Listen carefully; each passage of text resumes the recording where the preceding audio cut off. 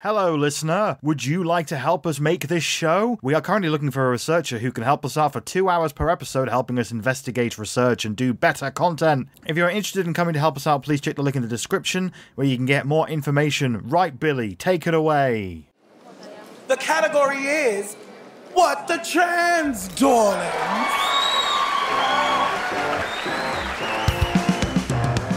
Sparkle, sparkle.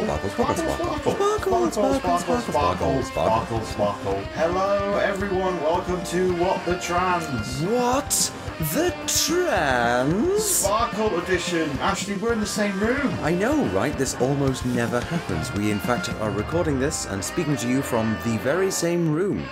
So that's lovely. Yeah, I can almost touch you. Almost, but we have a table between us and a microphone on it, which we are talking into rather than talking to each other, and it's quite a strange experience. It really is. I'm used to seeing just your little head in the corner of my monitor bouncing around. Yeah. Now that head is real and in the world. Right here. And the reason we are here in the same room, Fact fans, is, as you might have picked up from the very start, we have been at Sparkle, which is held in my glorious home city of Manchester, which Michelle has decided to grace us with her presence, and we've been checking it all out. So, what have you thought of it? I like how it's small. It is pretty small, isn't it? I mean, there are a lot of people there. Like, last I heard, there could have been 5,000 people, like, wandering in and out between the 2 days. But I just liked that I could walk the whole thing in about 10 minutes. Whereas Pride in London, it's too big. It's too big, Ashleigh. It's way too big.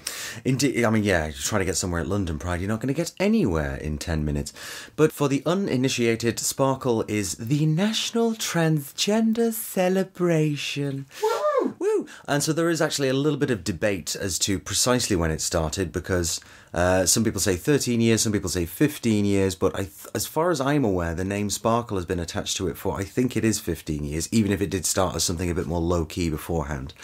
But it is 2 days of live music and stalls and sort of community engagement and all that Pride stuff that you get, taking place in a very small little park just next to the village in Manchester called Sackville Gardens. And so that becomes sort of a cluster of glitter and noise and, incredibly brightly coloured T-shirts and people absolutely living their best life. And it's always a joy to see. And so that is what we have spent our weekend doing. Basically, we were surrounded by lots of trans folks, and it was pretty great. It was pretty great, wasn't it? Yeah. And so we chatted to some of them. Interviews will be coming up shortly. We are not doing a terrible news this week. This is a sort of mini episode that we're dropping in because we can. Normal service will be resumed next week with the release of our next full-length episode, but this one, just a little one to tide you all over. Cool, so who's first? Who did we talk to first? Who we spoke to first was, kind of who we spoke to first doesn't really come into it, because obviously it's the order that we are going to... Don't break the fantasy. No, and well, so who was the first person we actually did talk to? Okay, so Sparkle. So in no particular order, apart from the order that you and I have quite carefully worked out, we spoke to first off Alex Valentine, who long-time/regular listeners of the podcast might recognise from the music special that we did. It was lovely trans punk. The album, the first album, was called Extremely Loud and Incredibly Gay, which I found incredibly relatable. And so we caught up with Alex Valentine after their acoustic set on the main stage in Sackville on the Saturday. So take it away, us in the past. Alex Valentine, thank you very much for talking to us. How was it for you? Yeah, it was amazing. That's the biggest crowd I've played for. It's the biggest stage. So I'm a bit shaken, but I feel really good. I feel really good about what I just did. I can tell she's shaking. I've stopped shaking a little bit now. I'm still a little bit shaky, but I'm calming down slowly. How was it, playing for an almost entirely trans audience? Amazing. Like, it's the perfect audience for my material. All of my material, like a vast majority of my material, is about, being trans and transitioning in the time that we live in right now. So I feel like, if it's ever going to land anywhere, it's going to be here. I don't know how much we're allowed to talk about this, but new album coming out. No, yeah. My album is coming out through Neotrisis on August the 9th. It's called Passing in Public and Other Lies Constructed. It is 12 new songs. So what's next for Alex Valentine? So next, just get my album out. That's the big thing that I've been working on since the beginning of the year.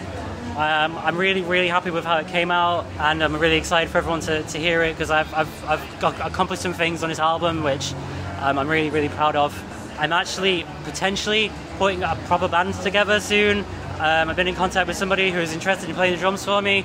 I'm meant to be meeting him next week to chat with him, and then hopefully from there I can just kind of get the ball rolling, see who wants to have us, play a bunch of gigs, and just kind of play when I can, play as much as I can, as often as I can. And hopefully somebody starts to take notice. The Alex Valentine Band coming to a town near you. I don't have a name for the band yet. I still have to think of one. I maybe have a name in mind, but I'm not sure about it yet. So well, just don't call it What the Trans, because that's us. No, I won't call it that. I promise. I promise I won't call it that. Alex, thank you very much for talking to me. No problem, thank you. So, the new album, Passing in Public and Other Lies Constructed, she's damn good at these album names. Absolutely nailing it, yeah. Will be available on the 9th of August. You can check her out on Bandcamp and Twitter. Look for the links in the description. So, who do we talk to next? So next, one of the hosts on stage, there were two of them, one of whom was friend of the show, Annie Wallace, but since she was on last week's show, we thought we'd let somebody else have a crack at the whip. And that somebody else was the other host, Shay Robertson, who we caught up with just during one of the performances off stage, backstage. This was you doing this one, wasn't it, Michelle? So take it away. Shay, thank you very much for joining me today. How is Sparkle for you? You know what? It's absolutely amazing to be here. It's nice to be invited to be here and to actually co-host on the stage as well. That just is amazing. I keep using that word a lot, don't I? But it is. It is amazing. I am flabbergasted to actually be here. I'm very nervous as well. How are the audience? Big. Yeah, no, they're intervening. They're taking part. See, I'm quite liking Sparkle because I just did the big London Pride last weekend. Okay, yeah. And that's over several miles, so yeah. I very much like how contained this is. Right, okay. It is very contained, yeah, but I think there's quite a few thousand estimating to be here. Oh. I think last year, there was a good 20,000, I think, that actually attended for the whole weekend, which for me and Sparkle must be massive. Sparkle over the years started off with a very heavy trans woman focus. Yeah. That seems to be, I'm from London, that seems to be the reputation it has. Would you say it's changed in recent years? Yeah, I would say it's changed. I have to say on the first year that I did come, which was I think about 5-6 years ago, I came because I wanted to, I was actually transitioning, and on entrance into the park I was looking around and I actually felt quite uncomfortable because it was very trans women dominant, really. Not their fault, it's just the way kind of things have gone, I guess.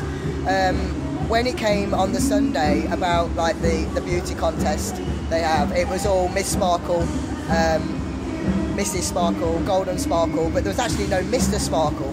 So again, on my part of it, I think, well, where is the Mr. in all this? But you know what, the following year they did it. So all fair play to them, they are actually including everybody now. I think it's just time, but there doesn't seem to be very many female to males. A lot more coming out now though, which is great, and Sparkle is looking after and incorporating that. So tell us about your book. You have a book out. I do. My book's called Sally to Shay. Well, My Journey Sally to Shay. It was released in December 18. It's available on Amazon and Waterstones. It's available on my website as well, shayrobertsonftm.com. I wrote the book because when I first started transitioning, I couldn't find much information out there for what really I wanted to know.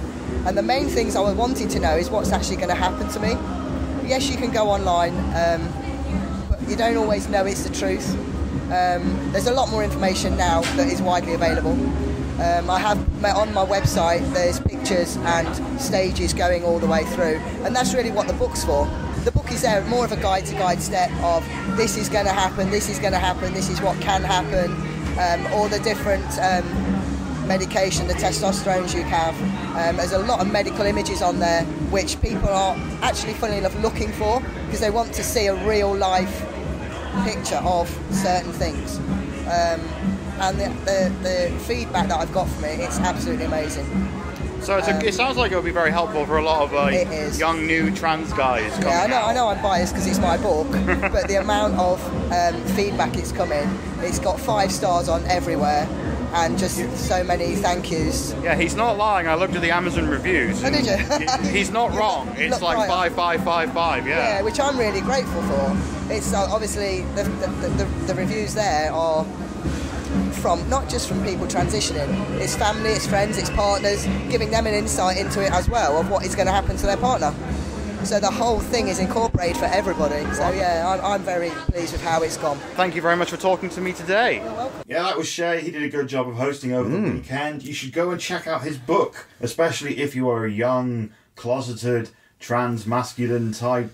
You will be able to get something very, very good from his book. The story of someone who's done it before. It's always useful. It's valid. So the book, Sally to Shay by Shay Robertson, is available on his website, shayrobertsonftm.com. Go check it out. Seriously, all 5-star reviews. I've not seen a book with that kind of reception in a very long time. That's pretty good. And he was also wearing this wonderful black shirt with the trans flag lining on the inside of the collar. Did you see that? I did. That was beautifully stylish. I thought that was excellent. Had to have been custom made. I mean...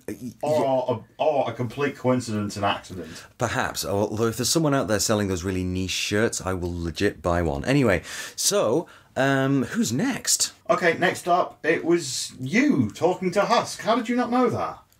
Well, I don't know. I just thought we were trying to, have a veil here and not, it was just like a nice bit of conversational titbit for the listener. There's too many veils. I don't understand what we're saying. Okay, fair enough. So we spoke to Husk, another friend of the show, who I've known for quite some time, actually. He was about to do his performance on the main stage, well, essentially headlining the main stage on the Sunday evening for Sparkle. Caught up with him a little while before he did the show to talk a little bit about Sparkle, about where it's been, where it's come from, and where it is going. All right, so Husk, thank you for joining us once again. How's your Sparkle going? It's going so good. It's such a warm environment. I feel so happy. It is. It's good, isn't it? Although, we've been dealing with some of that Manchester humidity, so everybody's getting a bit frizzled hair-wise. Perhaps that's why I'm feeling a bit warm. Yeah, I mean, there's definitely that. But for the uninitiated, tell us a little about Sparkle and about how you came to get involved. So Sparkle, it's basically a massive trans pride, but with an added sparkle, I guess. Yeah. I've been making music for quite a while. Only kind of seriously for about a year and a half, but before that, I was invited along to kind of sing a few songs, which is never turned down the opportunity to do that. Yeah, absolutely, and nor should you, because your songs are awesome. So thank you. I need that today. Yeah, of course you do. I'm quite happy to tell you that any day of the week. So obviously, you mentioned you've done this, you've performed here at Sparkle. Yeah. Repeatedly, and have been attending, as have I, of course. Yeah. So how do you think it's been changing over the years? When I first came, I think I was one of the only trans boys on stage. I think it's definitely kind of leaning more towards masculine. So it's definitely still very feminine, but I think if we could add a little bit more masculine, that'd be great. But it's definitely increasing. I'm here again, which is great. Yes. There are so many more trans masculine people about, which is great. I think as a group we're kind of less visible, but I think at events like this it's great if we can kind of go out there and sparkle as well. Absolutely, and it's all for the community. It's all about coming together and celebrating, isn't it? And it's that's not supposed to be nobody should feel excluded from that. Yeah. And I think that was one of the observations that I had when I first started coming to Sparkle over many years ago. That it was very trans femme focused with all of the potential baggage that might bring along. Yeah. I have seen how it's been changing, and that's great. But I've been wondering what they're going to be doing to drive it forward in the future. So what would you like to see Sparkle do? What would you like to see it turn into in 5 or 10 years? I think if more trans masculine, that's really what I want, and more kind of people of colour. I can appreciate that maybe it's difficult to curate all of that stuff and put that together, but we're definitely out there. People want this platform. People want to be there, and if people could come along and support that as well, I'm on stage obviously, and if people are there showing support that they want, the kind of diversity, that'd be amazing. Kind of show Sparkle. That's what we're after. That's what we're looking for as a community. Yeah, absolutely. Showcase the community and showcase Manchester, I guess, because absolutely, yeah. Sparkle's a very Manchester thing, and it is doing it in that very Manchester way. It's sort of very collectively organised and everything else. So, what's been your favourite moment of the weekend so far? Favourite moment so far? There were so many contestants for Mr. Sparkle, and in years gone by it's not been possible to put it on because there hasn't been many applicants, or maybe it wasn't appropriate. But this year there was more contestants than there ever has been, and that's really cool for me. And there's such diversity as well. There's, you know, non-binary identifying people, and then there's people who identify as a man, even though obviously they're trans. For me, I'm kind of somewhere in the middle, you know. Kind of the word queer is what I like to use. It's a bit too complicated for language. It can be, and I've been feeling that as well, although I would definitely continue to describe myself as a trans woman. Yeah. I'm on that path and doing all the, you know, hormones and waiting list things. Yeah. But the whole things that are expected of you as a trans person, as a trans woman or a trans man, and even as because people seem to expect and demand androgyny from non-binary people. Yeah. And for me, like, outwardly, I'm not androgynous, and that's purely just laziness. I'm just like, take testosterone, just let it do its thing, you know, maybe have a shave every now and then, and I'm just that kind of person. But I was before hormones, you know, it's just kind of just who I am. So for me, it's people kind of compliment me on masculine elements of how I look, and they mean it, you know, in the nicest way. But at the same time, kind of like, please stop. Yeah, it's not the whole of the thing. Exactly, we've got more going on than that. Well, absolutely wonderful to talk to you as ever. Thank you so much. Thank you for having me. I do love Husk. He's great, isn't he? And he's just got such good music is the thing. It was an absolute banger of a set. Always happy to have him on. And you should all absolutely check out his music, by the way, just while we're here, Fact fans, including the new single, which is called Could You Forgive Me? And it's available in all the places that you might get some music from. It's on Spotify, it's on iTunes, and of course you can follow the man himself on Twitter at HuskNoise. So check that shit out, yo. Yeah. Go support trans musicians. Go support Husk and Alex, because they're both great. So, next you talked to Jay Crawford, did you not? The Chair of Trustees from Sparkle. Absolutely. So, obviously this is my home city, so I've known Jay for a little while. And it gives an insight as to the sort of the amount of effort and all of the things that have to come together in order to pull off a successful Sparkle Festival. So yeah, always good to talk to. Take it away, me and Jay. Jay Crawford, Chair of Trustees at Sparkle. Thank you very much for speaking to us.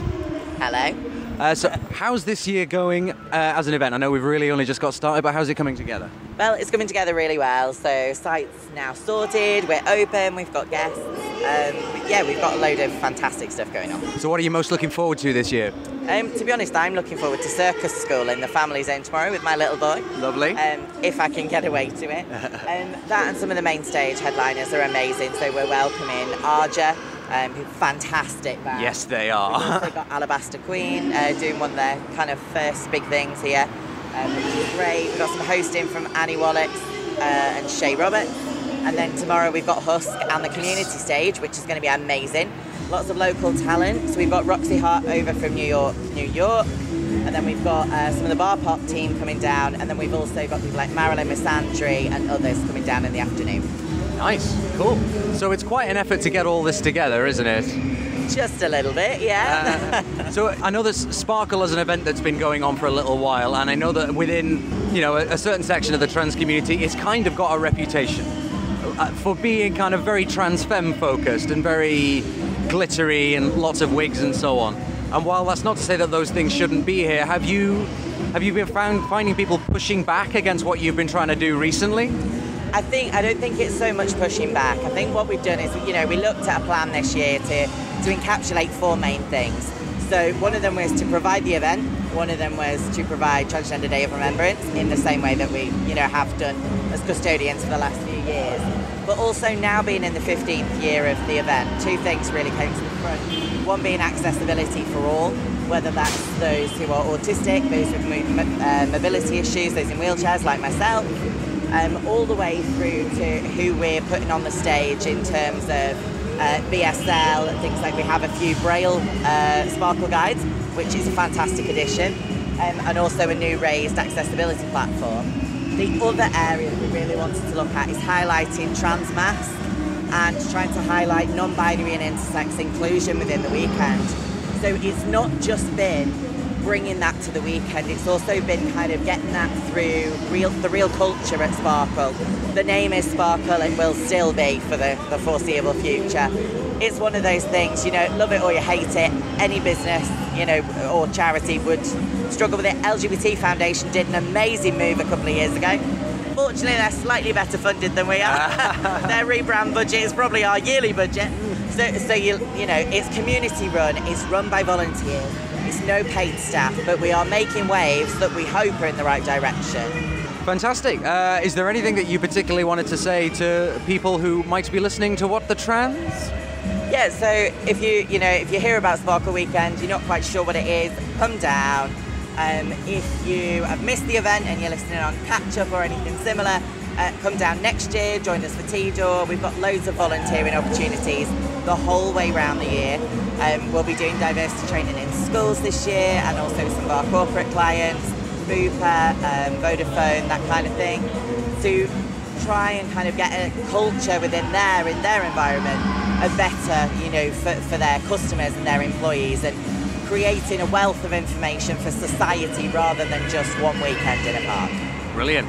Jay Crawford, thank you very much for talking to us. Thank you, cheers. So it's good to hear that they are trying to make changes, because I'm not going to lie, I told people in London that I was going to Sparkle, and there were a couple of grimaces because they remember it from many years ago. Absolutely. And I remember it because I was coming many years ago. So this is my 9th or 10th Sparkle, I think, because I moved to Manchester 9 years ago and I did go the year before I moved. So, I've been going for quite some time. I have seen it change, but that change has been kind of hard fought. I think there was kind of a lot of resistance to it initially, or at least initially when I started paying attention to it. And there were a lot of reasons for that, which I'm sure we can go over several drinks at some point. But it's not something to get into now. But it is absolutely, they've I think in recent years, definitely in recent years, they've been paying attention to what their audience has been saying, to the feedback that's being given, and trying to act on it and make it a much more inclusive and welcoming place for everybody. So next, basically what happened on the Saturday was there was a guest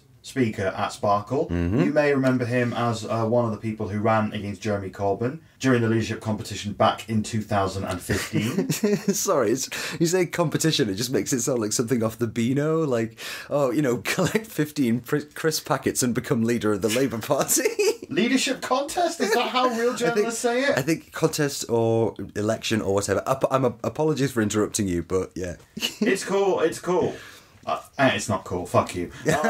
Keep it in, I say. You may remember Andy Burnham was one of the people in the leadership contest for the Labour Party. He went up against Jeremy Corbyn. He was not successful. But since then, he has become the Mayor of Manchester for Labour. So first off, he did a bit of a speech. Yes. And we're going to cut some clips of that now. Thank you for letting me speak to you. It's great to be back. And can I just say, I was actually really determined to be here at this year's Sparkle. And I want to tell you why. Because by being here, this is a very deliberate act of solidarity with the trans community here in Greater Manchester and indeed around the country. We are so proud to host this, one of the longest established and biggest trans festivals anywhere in Europe. It is a symbol of this city as a place where people can be who they want to be, love who they want to love, live the life that they want to live without fear of discrimination, abuse, violence. That's what we stand for here in Greater Manchester. That's why all of you are so welcome to our city this afternoon, and we're so pleased to be hosting this event today. But of course, these are difficult times in society. And having checked, I've seen that there have been more attacks on trans people in Greater Manchester in the last year. There's no getting away from that. That is a fact. And it's been quite a significant increase. And I don't think it's helped by the climate that some parts of the media are creating in terms of the animosity that they are directing towards the trans community. And that needs to be challenged, and I'm here to challenge it today. And to say here in Greater Manchester, we have zero tolerance of any form of hate crime, but particularly in this instance, hate crime against the trans community. And that's my position, it's the position of Greater Manchester Police, and I can assure you that will always be our position going forward. So you heard the Mayor of Manchester solidifying his allyship to the transgender community, referencing the rising hate crime numbers in Manchester and beyond, and also referencing the hostile environment the media is creating, sort of echoing the words that Dawn Butler said when we talked to her last week. So we took him aside after he finished his speech and had a little chat with him, didn't we? We did indeed. Where we were referred to as an influential podcast. Yes, that was pretty super. One of the sort of handlers at Sparkle just said, this is Ashleigh and Michelle, they're from What the Trans, it's an influential podcast, and the two of us just looked at each other like, is it? Cool, all right, I'll take that. Yeah, that was a ride, wasn't it? That was a long ride. I've been buzzing off that all day. So anyway, here is our chat with Mayor of Manchester, Andy Burnham. Andy Burnham, thank you very much for choosing to speak to us. So we just heard you speak. There'll be sections of that speech in the episode that we're going to do. But you touched on some of the elements around hate crime. Is that something that you found quite surprising? Absolutely. So in the last year in Greater Manchester, 220 incidents of hate crime against trans people, a 63% increase. You cannot possibly sort of separate that from the mood that's been created by parts of the media. It's a very unpleasant attack that they've been making on the trans community. So I'm here at Sparkle this weekend in a very deliberate act of solidarity with the trans community here in Greater Manchester and around the country. Yeah, and that visibility is great, and that's sort of what we're talking about. So another individual from the Labour Party recently spoke to us and described the government's handling of GRA reform specifically as not being the best. Is that something that you've encountered as well as me? Yeah, sure. It's been badly handled, and I think nobody is being helped by the general meltdown that goes on in Westminster and Whitehall, because it drags on. When you have a situation where people are at risk from some of what's done at a national level, you have to act quickly and decisively and unambiguously, actually, and they haven't done that. And now there's a fear that this act will be, if you like, the can will be kicked down the road with all of the chaos that we have in national politics. That would be wrong. And I want to put my voice very firmly out there today to say this needs to be dealt with quickly and properly, and in a way that completely and utterly removes the threat of discrimination or worse. The Labour Party has made it pretty clear where they stand on trans issues, but one thing that you mentioned up there was the hostile media environment. Something we've done on the show is that we've debunked a lot of lies and nonsense from especially the Times. Do you think that means that the Ipsos should be reformed and maybe be given some teeth? Well, I have concerns about Ipso. I don't think they've ever had the teeth, and this was the press saying, we'll leave it to us, we'll do it. I've had personal experience where I'm afraid they don't stand up to the press, certainly not the Murdoch press as far as I can see. So I have not a great deal of faith, but I suppose then if they are, and if they have initiated an investigation, as we're told, well, prove yourselves then. This is outrageous, some of the coverage that we've seen. So let's see if Ipso can prove themselves. I'm not particularly holding my breath, but let's wait and see. Do you think the Labour Party will step in if it turns out Ipso are completely rubbish? Well, I'm glad the party's taken a clear stand, because that's what's needed. I think in a different way they haven't taken a clear enough stand on anti-Semitism, and look at the problem that they got into there. And I think the lesson from that is there is no room for doubt when it comes to discrimination against people for whatever reason. It has to be immediate, decisive, unequivocal, but they have been with regard to the trans community, and that is to be supported. But that principle needs to apply right across the board. These are really horribly divided times where every day you can see people attacking the trans community on social media, every day. And, if people in positions of responsibility don't understand that, moderate their language, show support, then, I'm afraid we're going to continue to have a problem. I agree. Andy Burnham, thank you very much for joining us. You're welcome. So, an interesting chat. Obviously, I think, as we discovered with Dawn Butler and a couple of other people that we've spoken to really since we started this, is that when you're talking to a politician, there is naturally a kind of guardedness. You know, they've usually had media training and so on, and it's very rare that you'll actually get someone on record coming out and swearing about something being a disgrace, although admittedly, you know, that did happen quite recently, so that completely scuppers my entire theory about politicians being guarded in interviews. But I absolutely agree with him about the hostile environment stuff in the press. It is, and it's really quite gratifying and a relief to hear a cis person talk about that. To hear a cis person say, well, look, I've noticed this, I can see this, and it's gross and it's terrible, and we need to do something about it. That was quite refreshing, I thought. What did you think? I thought that he was good because he knew the numbers.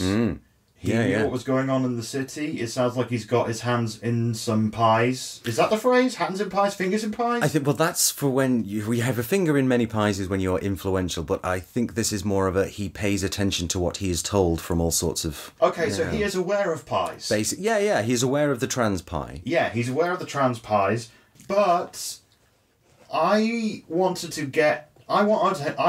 know if he thought that Ipsos should be reformed and maybe the government should step in, and you saw how he sort of sidestepped that.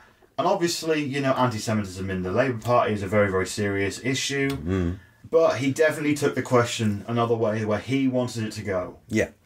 I mean, yeah, the whole anti-Semitism in the Labour Party thing and Islamophobia in the Tory Party thing, and they are both problems, and let's... You know, those things do need to be dealt with and acknowledged when any realistic discussion of any kind of hate crime is taking place. Absolutely. I think it was worth him mentioning because there was recently a documentary all about anti-Semitism in the Labour Party. Panorama did it. I haven't seen it myself. I haven't had the time, so I'm in no place to judge it. I know it's been very controversial. So it made sense that he would want to put out any kind of statement to any media that happened to be around, including us. But at the same time, I would like to have heard his views on how far Ipsos reform should go, because they are doing an inquiry into the coverage of trans news. We reported on that a few episodes back. We did. That could take a very long time, and I don't think the trans community can necessarily wait, because in that time, like recently, we're going to go into this more next week, but there was a story that was clarified in the Times yesterday, at the time of recording, and that story was full of falsehoods and allowed to fester in the public consciousness for 8 months without being retracted. Yeah. So I think that there is a big problem with Ipsos that I'm not entirely convinced an inquiry could fix. But I mean, respectfully, that's not the only problem, is it? And so Andy Burnham is a mayor of Manchester, and he spoke specifically about, you know, healthcare for trans people in Manchester, because that's quite specifically his remit. Ipsos is something that affects people nationally, but it is also something that's quite nebulous. It can be sort of quite separate, and you might not necessarily be aware of, you know, Ipsos actually doing this stuff, and the way that it runs, and the fact that it doesn't really have very many teeth, and the fact that it is composed mostly of editors of papers, and they tend to rule in each other's favour. Yeah. You know, let's not talk about that. But I think Andy Burnham's focus is quite naturally going to be of the people of his city. Very good point, very good point. Thank you. So, moving on to our final interview, who did we talk to finally? Well, so we spoke to 3 different people in different roles at the LGBT Foundation. We spoke to Monica Dillon, who is the Women's Programme Inclusion Officer, and then we spoke to 2 people from the Trans Programme, which is Emma Underwood, who is the Trans Programme Officer, and Zane Robinson, who is the Trans Programme Coordinator. So, all 3 of them were stood in a room with us in the LGBT Foundation as we had a bit of a chat about, well, all sorts of things, really. Why don't we play the tape? LGBT Foundation team, thank you for joining us today. We have Emma, we have Monica, we have Zane. Emma is the Trans Programme Officer, Monica is the Women's Programme Officer, and Zane is the Trans Programme Coordinator. So, what have you lot just been doing? We have just come out of a panel called How to Build Stronger Communities. It's been part of our schedule here at Sparkle. We had a fantastic array of panellists, including Monica, who's here with us. We had people from all across the sector talking about how trans communities have changed, how we can continue to make sure they evolve, and how we can look forward into the future for a better trans community future. When it comes to building a stronger community, there are a lot of enemies out there, a lot of bad uns. What is the mood of the trans community in Manchester right now? So people are scared. People are very tired. The Gender Recognition Act consultation period was nothing short of traumatic for some people. There are very tired activists, and there are people who don't want this period to be stretched out any further than it needs to be. People have been saying for a long time that they want things to change, and they're just tired. They want things to move forward. Despite that, I've seen amazing unity in the trans community. I've seen people really coming out and just looking after each other. I've seen people, even in little things, just being like, oh yeah, I just bought you this iced coffee because I know you like them, keep the change, sort of thing. Just really nice things to like just empower them and keep them going, and just be like, hey, actually I really care about you. I've seen a lot of messages just being like dropped into Messenger, just being like, oh, this person didn't come to this event and I knew they were going to come. I just wanted to drop them a message just to check they're okay and just check in. Despite how awful it is, it just shows how amazing the trans community is and how much we have each other's back. I've seen people who, in all of this turmoil, they've kind of gone, oh, this is the first time I'm hearing about trans people. That's me. And then they've had to come out in all of this and then hear everything that they are being questioned in newspapers and things like that. And the trans community being like, no, we are here, we hear you, and you can come and you can take your time, you can find yourself. If you find out you're not trans, fine, that's absolutely fine. But we gave you that space. We let you explore that. And if you decide, actually, I want more support, we're here for you. And that is something that's really magical about the trans community, I think. It's wonderful. So it is scary and it has been tiring, but also the trans community are awesome, so...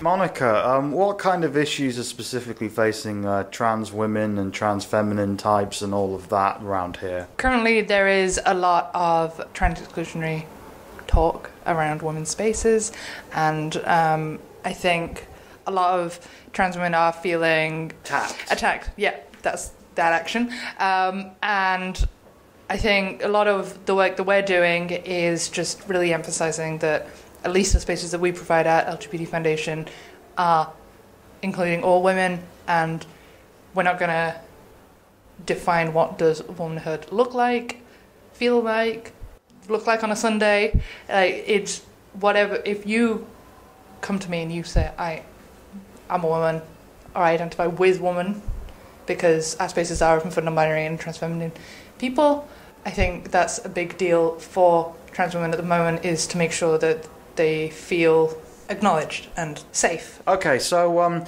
let's say a trans person out there is listening and needs some help. How can the LGBT Foundation help them? What have you got coming up program-wise? So we're really excited to, Paul announced for us in the panel that we are being funded for another year, which is really exciting. We were funded for 4 years up until the end of September, this September, and we've just received word that we're going to be extended, which is amazing. It means that we can continue making sure that all of the spaces in LGBT Foundation are trans inclusive, which they are. I can vouch for that as a trans person. Trans people can access any of the services that we have here, whether it's the women's programme, the men's programme, the events like Trans Manchester, which is every second Saturday of the month, except next month because we need to sleep. You can continue to access these spaces. We've got some fantastic non-binary groups that have just started, like They, Them, Us, which Monica is involved with, and also Mixer, which is an external group. Absolutely Google them if you fancy having a look at those. We have trans advocacy for those who have a practical issue that's kind of going on to do with their gender identity, and they need somebody to just kind of go, hey, that's not okay. That's not okay how you're being treated. Whatever that looks like, we can do that. We also have free LGBT counselling here, which is absolutely phenomenal. I know that it's very trans inclusive, and we do have trans counsellors as well who work here or volunteer here.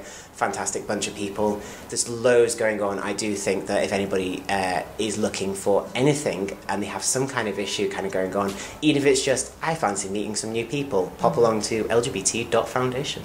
Yeah, so including on the website, we do appreciate that coming along to events can be a bit intimidating, a bit like, oh no. So especially for dropping us an email and just letting us know if you're a bit nervous, we can definitely organise for somebody to come meet you just before an event, especially for the, I know I can vouch for the women's programme events and Trans Manchester, but if in doubt, we always have the helpline available every weekday, and if you ring along, you can chat about anything that you need to chat about, but also you can use that as a point of contact for us here. And the number for the helpline is 0345 330 3030. Cool. We will provide links in the description for everything LGBT Foundation do, and we will also put the phone number in the description. So check that out if you need it. Thank you very much, everyone. Thank you. So that was the team at the LGBT Foundation. They were putting on events all the way through the weekend, going from mindfulness to some kind of kinky Japanese rope bondage Shibari, exercise. Shibari, yeah, it's run by a friend of mine. They're quite nice. Oh, cool. Well, I'm very, very glad that exists. Indeed. So yeah, if you are looking for some assistance or some help from the LGBT Foundation, you can check them out online at lgbt.foundation.